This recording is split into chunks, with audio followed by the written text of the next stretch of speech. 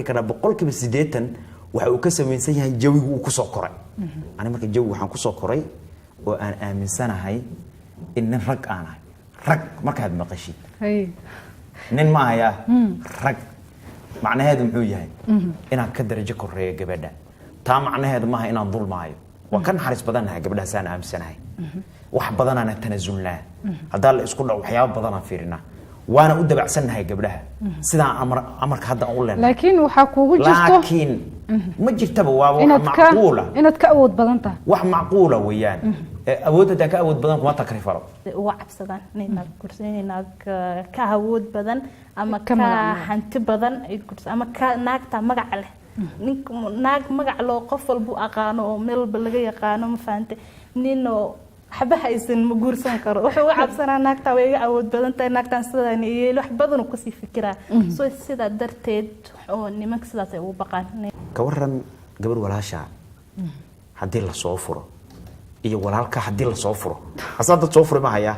حدي السجل صوفره كور فرق يقول هاي هذه النفط هذا قبلها تاي ما معقول كل مرة هذه صح نوم بدن حسن أيات حسن ككل شيء iyo nuuro oo labadaba isla soo furo labadaba garooba oo labadaba xaafada joogaan waxaad aad ugu naxee aad ugu xanuunsanee xasanki sababta waxa waay wuxuu ka baqayaa ninka ragga marka abay helay guriga iyada leh way ka hanti badan tahay waa la is yara gafay markii la is gafay mar walbaba waxay jeceshahay gabadhan uma talin kartid مثال هان هدان ku tuso ma ogtahay in xal uu ku jiro furitaanka iyo meherka qoyska wada nool in ragga gacanta loo geliyo waxa la og yahay xal ku jiro hadii gabdhaha loo dhiibi lahaa maalin walbaba hal macna laga yaab lahaa 10 kun oo rag la furi lahaa mafahad marka taas waxay sabayso marka gabadhii awooday lahaanay marka awood way ka hanti badan tahay mafahad markaan hadii ay isfahmi weydaan maalin walba mood ay ku soo kacay hadii ay isfahmi weydaan saaxiibo boorsadaada keen ma fahad meeqa dhalaa kugu jira irida ka dib ma salaam